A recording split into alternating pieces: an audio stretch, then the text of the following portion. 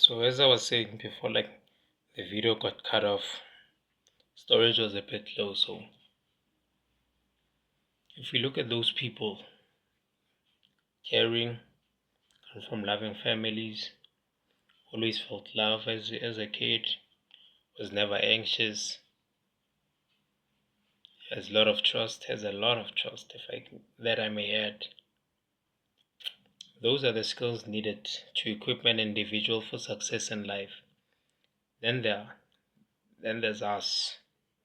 Now this is not me trying to make you guys feel pity for me, because I'm old now, like turning 18 this year. I'm not talking about me, I'm talking about the younger generation.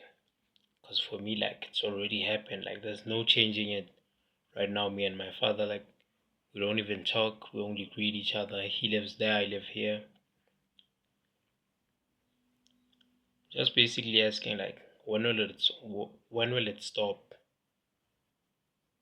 Because technically, we all see that this cycle leads us nowhere, and it's normally to kick in a hornet's nest. I think that's the way the expression goes. But it's normally the African Americans, the black people, who would advocate for this. It's black love. Yeah, like beat them up, show them that now you are the father, you are the parent, you guide you.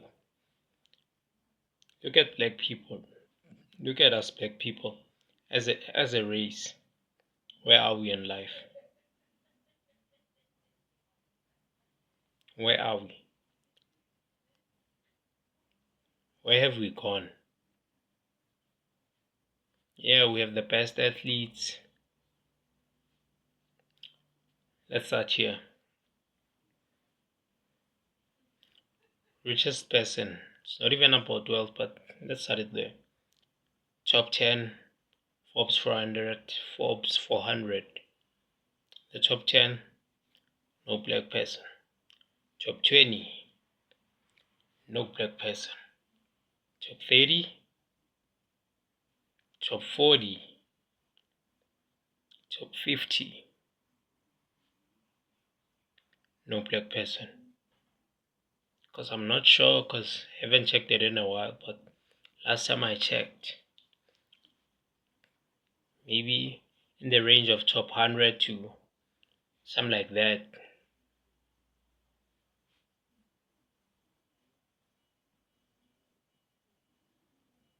So my question to you guys is that, till what? Till what?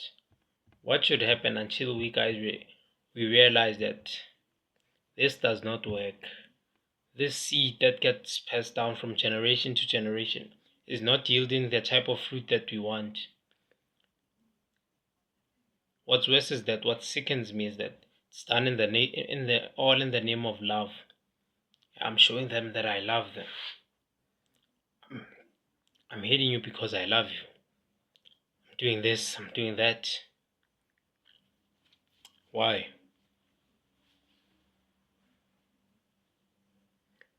Why? Then you're gonna tell me that it's not hatred, it is love. Well, where did that person get it from? Well, their parents hit them. Okay, their parents used to abuse them. It's not hatred, right? Okay, they abuse their children. It's not hatred, right? Those children abuse their children. Still not hatred.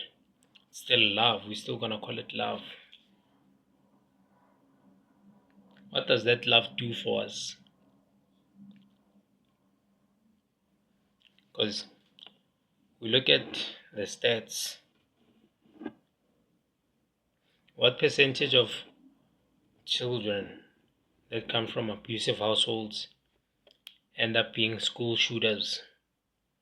Suicide rates end up being part of the suicide rates.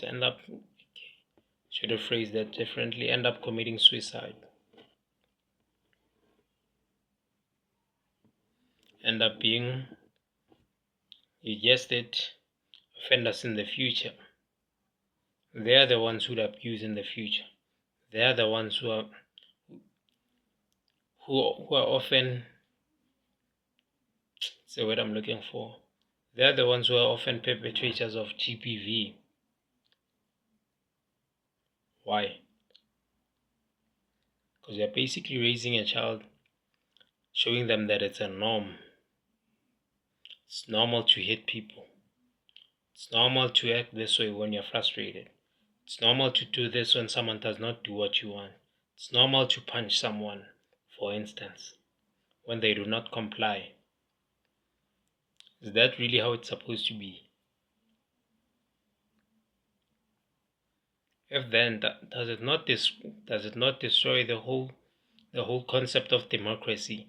Yes, we may have fled from oppression from white people. We may have fled oppression from white people, and yet we're still being oppressed in our own households by this seed, once again, that keeps getting passed on from generation to generation.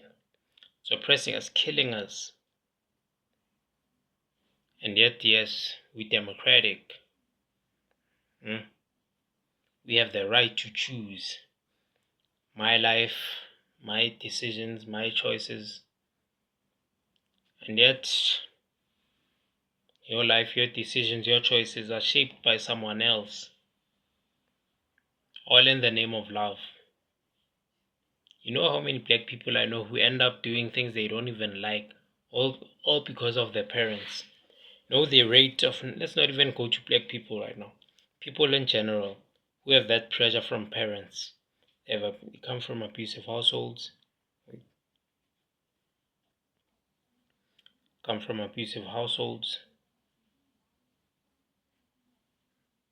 scared that their parents might do something. We end up making choices in life, man, that just leave them.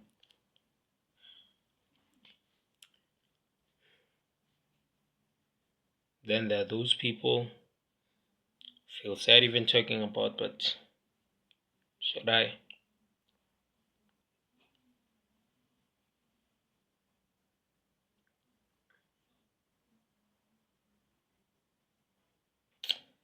Yeah, like as I was saying, then there are those people, man,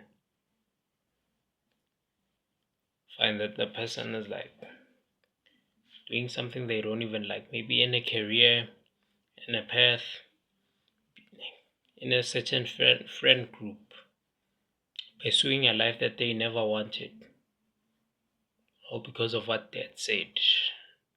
Because daddy's gonna get mad. Daddy wants me to do this. Never truly fulfilling or seeing what God destined you to be. Constantly living in a shell of what another man wants you to be. Constantly pursuing a goal that you don't even see valuable.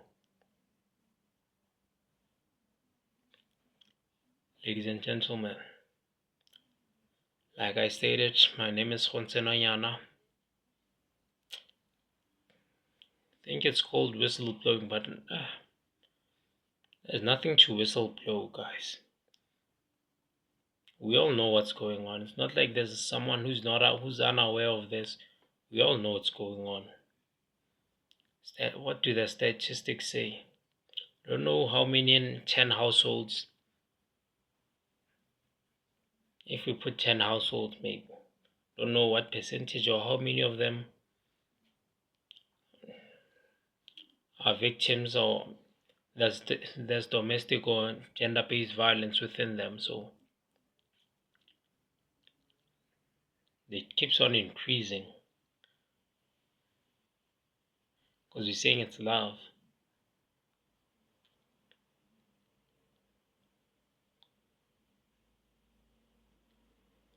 Taking it back to Christianity, that's God, the example to fathers. He's supposed to be the example. If you're gonna say we never had, because that's what most of the excuses are, we never had someone to teach us these things. Open up the book. If you don't know what a father should be like, read the book. You will see what a father should do. The Bible never tells us of God hitting people, doing this. Yes, he did punish people. I'm not saying that God never punished people. But look at his methods, his methodology of doing stuff.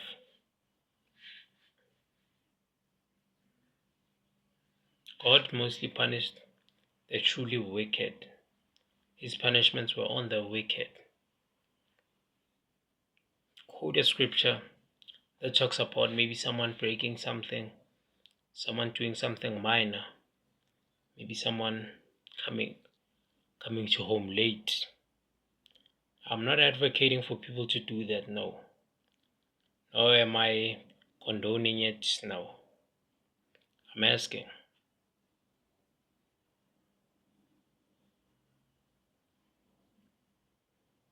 Not even sure whether this is audible or not, but hopefully it is. So back to the story.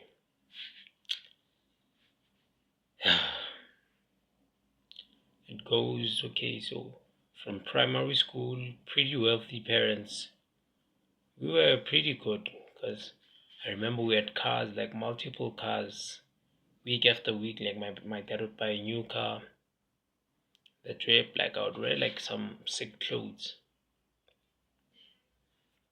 Then I remember close to when I was in the fifth grade. Yeah, when I was in the fifth grade, because in the fourth grade, where like the violence started between my mother and the father, where like I started noticing when I was like older.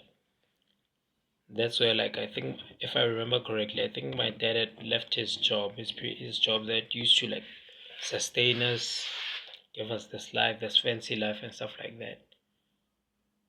So things were steadily decreasing. My mom moved from where we were staying. She came back to here where I am now, her mother's place. My dad stayed that side. We were still in the school we were in, like that private school. Then from there, after the seventh grade, went to a public school. Obviously got ridiculed because I remember even the first day when I came back from school, the people in my street there were some guys, not everyone in the street, but I'm pretty sure they talk. People talk, guys. Like that's what you should know. So people from my street, they were standing there. There we were, me and my brother coming back from school, from private school. Now we're in a government school, public school, a brown uniform. We had them from private to government school. The money must have ended. They don't have money anymore, stuff like that, man. Like you hear it and you're like, man, nah, stay out of our business. But yeah, man, videos off. Yeah, it's pretty long. Don't even think I'll end up speaking about how I started smoking and stuff like that. Cause right now we're about at the 8th grade. I summarized everything up. Summarized it. Some parts I deliberately left out because I don't want to make this a sad video where y'all are like feeling bad for me now, guys. That's not what I want. That's not what I want. The purpose of this video is for someone out there who's going through exactly what I'm going through. And maybe they feel like they're alone, like how I felt back then. This for me was better because I had my brother, but yeah, man. So, 8th grade, pretty good, had fun. The beating still came and went on and off. We were cool there and there. Ninth grade, that's when our first big argument started between me and my father.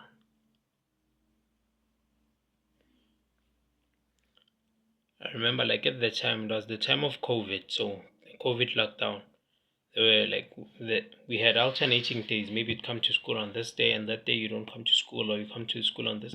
So it was like, if you came to school this week Monday, you're gonna go to school next week Thursday and Friday. The same thing that the Friday you're gonna go to school on Monday, then Thursday and Fridays, like that, on and on and on. I remember at the time there was a certain day I thought I wasn't going to school, but in fact I wasn't going to school on that day. My father went to school. Someone told him that I was supposed to go to school. Instead of him asking me like, "Okay, my check, like you're not going to school," stuff like that. What's wrong with you? We went to school. The man started lying, like, cause I remember even telling like the teacher we were with, like, he started lying. Cause normally he'd be like, "Are you saying I'm lying?" And then I'd be like, "I step back. I'm saying no, no." But that day, he said like that I said. I don't remember exactly what he said that I said. He said that I said that maybe that week we were not going to school in front of the teacher, and I told the teacher that no, nothing of that kind ever happened. Like that conversation never happened. It was like, "Oh, are you saying I'm a liar?" Well, like I straight up said, "Yeah, yeah, I never said that." Got mad, slapped me right in front of the teacher, man. Like the teacher was also an abusive dude. Like that dude would hate us like bad. People are still scared of him, dog. Like, although he's retired right now, but there are some people who are like, nah, man, that guy, man, like he was a pain. So